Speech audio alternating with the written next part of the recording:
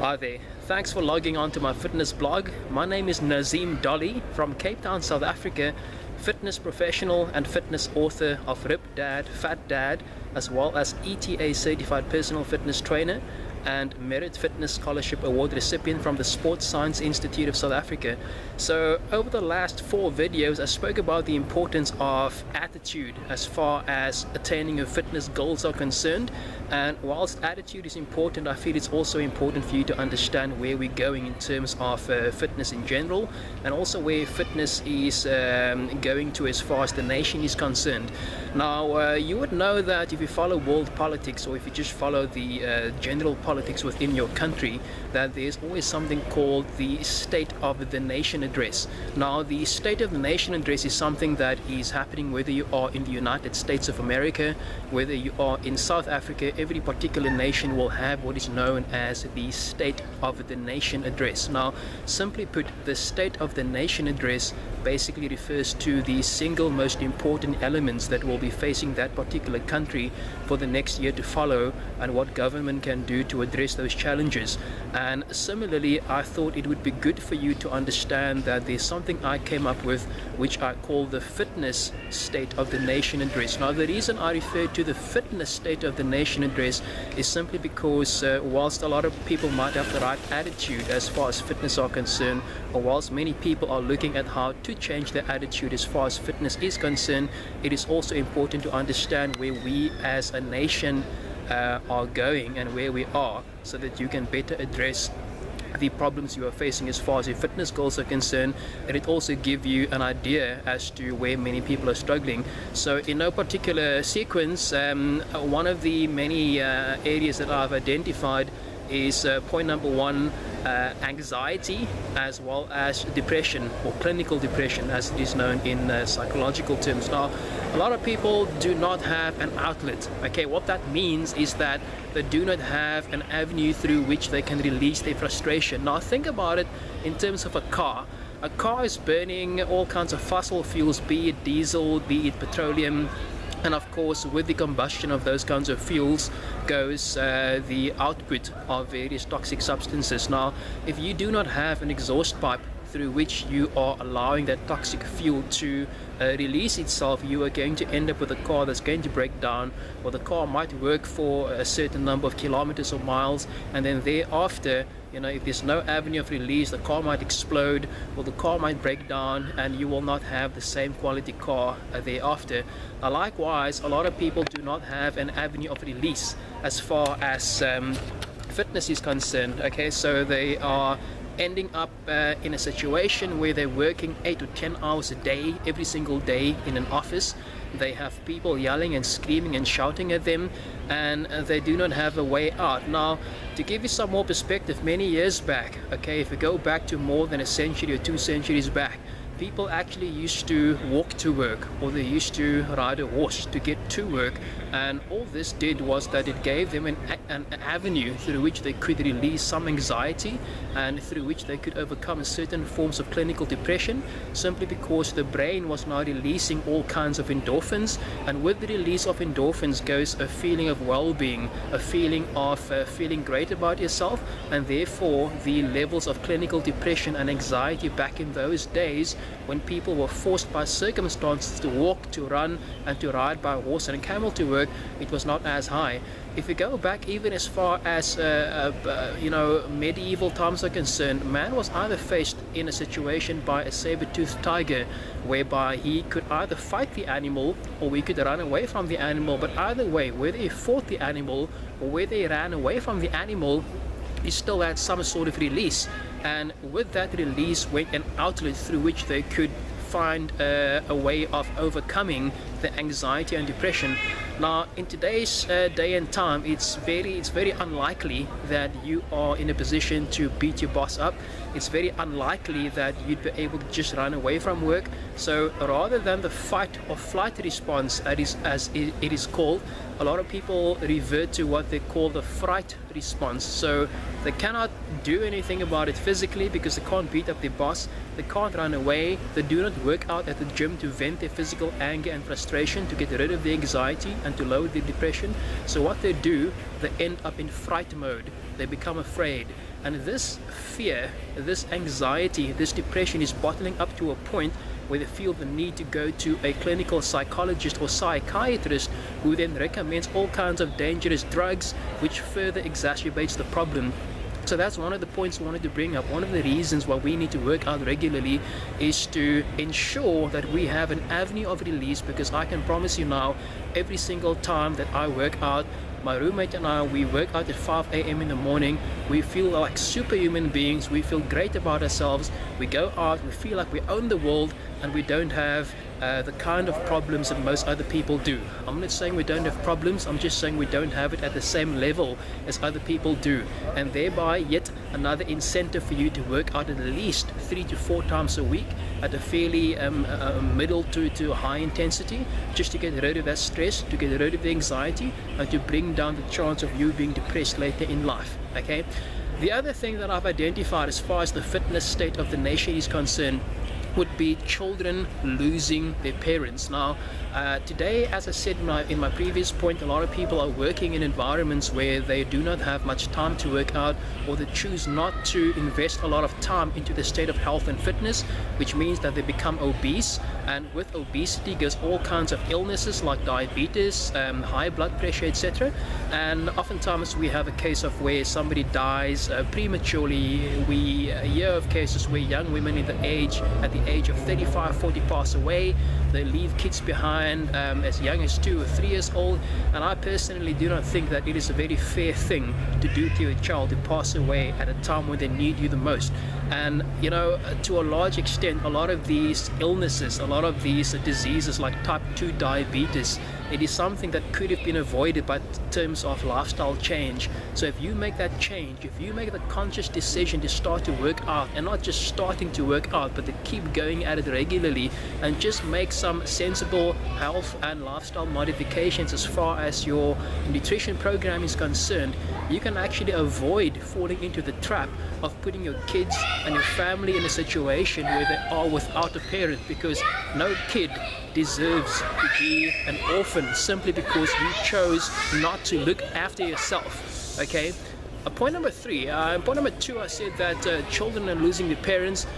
Point number 3 would be parents losing their children. Now, you know, some time back in the States, there was a story about a mom that lost a kid because the kid became morbidly obese. He was so fat that he was not able to leave his room for pretty much the rest of his life. You know, he was just so huge, he couldn't get out of the room at all, and when he passed away, he had to be lifted by crane just to get out of there. You know, now that is not the kind of lifestyle that you want to have for your kids. So of course, with setting the example, you know, if you are the kind of parent that works out, and if you want to set that example for your kids, then of course, you know, this is something you want to look out for too, because you don't want to be in a situation where your kids are now suffering from low self-esteem, from being ridiculed by their friends at work and at school, simply because they don't know what to do as far as fitness, health and exercise is concerned.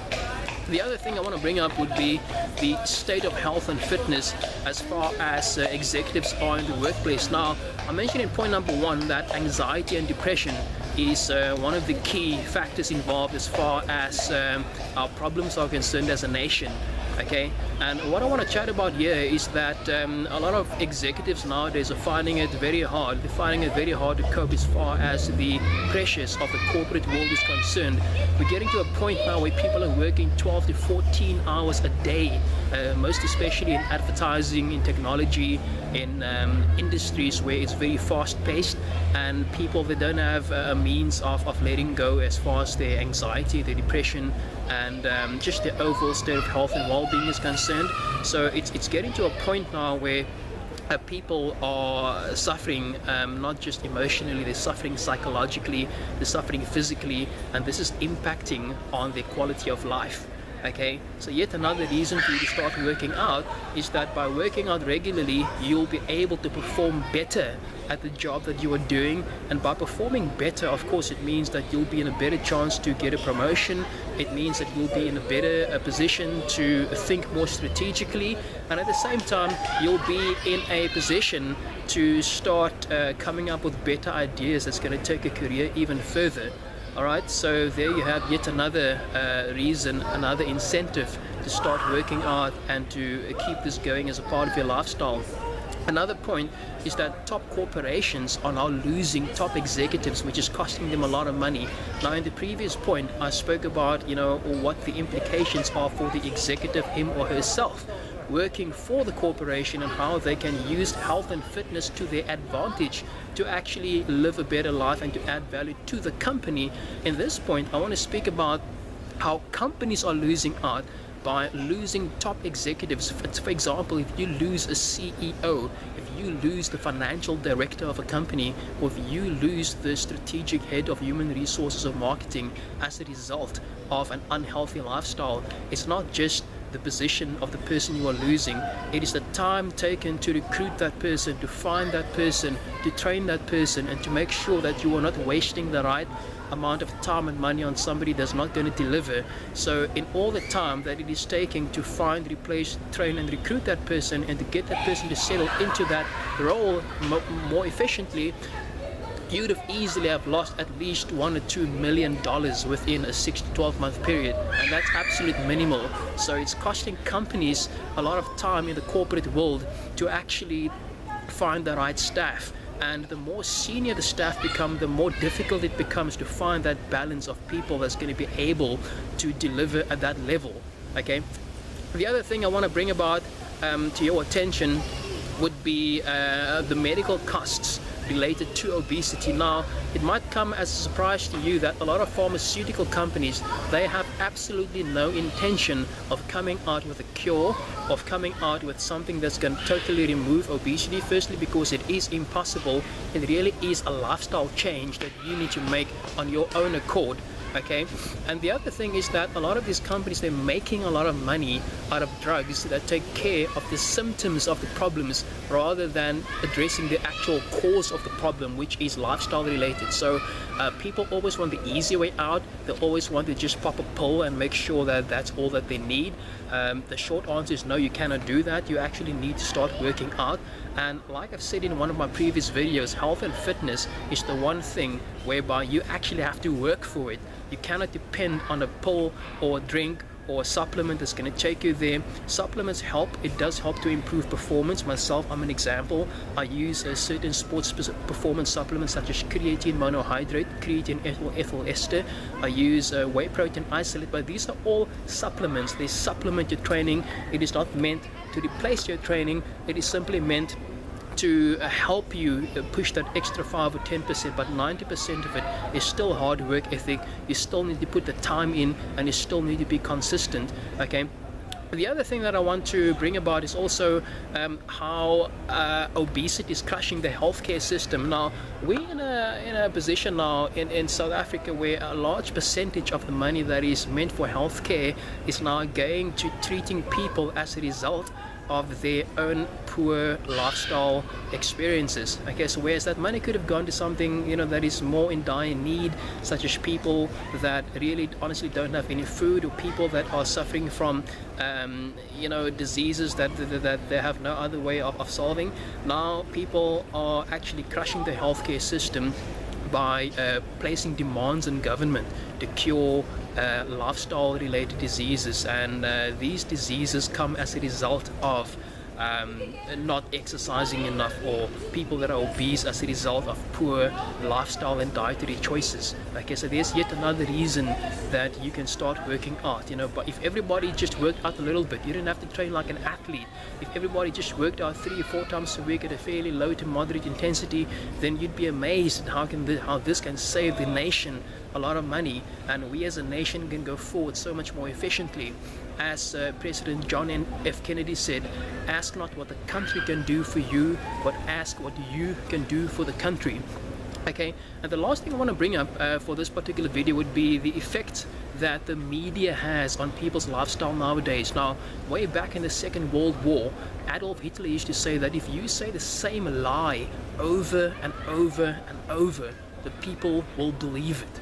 Okay, and what that means is that if we look at the media nowadays, you know, for example, McDonald's saying that let's make every day a McDonald's day, or you know, Pringles, once you pop you can't stop. People don't realize the impact that logos like these have upon people's mindsets and their mentality. You know, if you keep saying these things to people over and over, it's a bit like 9/11, when the word terrorism just flashed into people's minds every time they switched on the television, every time they opened up the newspaper, every time they went onto the internet. The word terrorism was all over the place, and 95 to 99% of people believed exactly what mainstream media told them about the 9/11 attacks, which I have my own opinion about, but won't go into detail right now. But what I want to say also is that when people see these flashy logos and images of burgers and fast food, you don't have to spend too much time making it. You know, you just pay $5, get a burger and go. People fall into the trap of believing that it's convenient, it's easy, it must be healthy because there's not much effort involved. Doesn't work like that. You know, you actually need to get into the lifestyle of preparing your own healthy food. And yes, healthy food is more expensive, but that gives you more of an incentive to actually work more diligently, because the most healthy things in life, or the best things in life, are not always the easiest. It isn't always the cheapest, because if it was the cheapest and the easiest, then everybody would have it.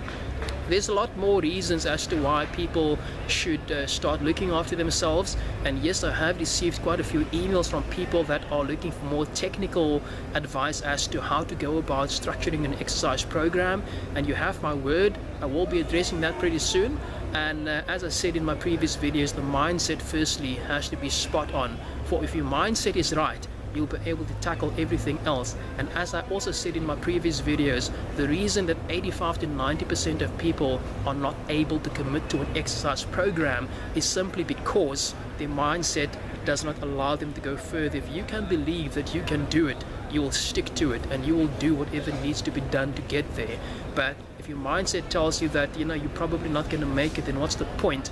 I tell you all the technical things in the world that's going to show you what to do, how to lift, how many kilometers to run, but your mindset is already defeated. I want to thank you for listening to this post. My name is Nazeem Dollie, and I look forward to your questions. Send me an email at nazeem.dollie@gmail.com. I'll post it at the bottom of this video. Thanks and have an awesome day. Cheers. Bye-bye.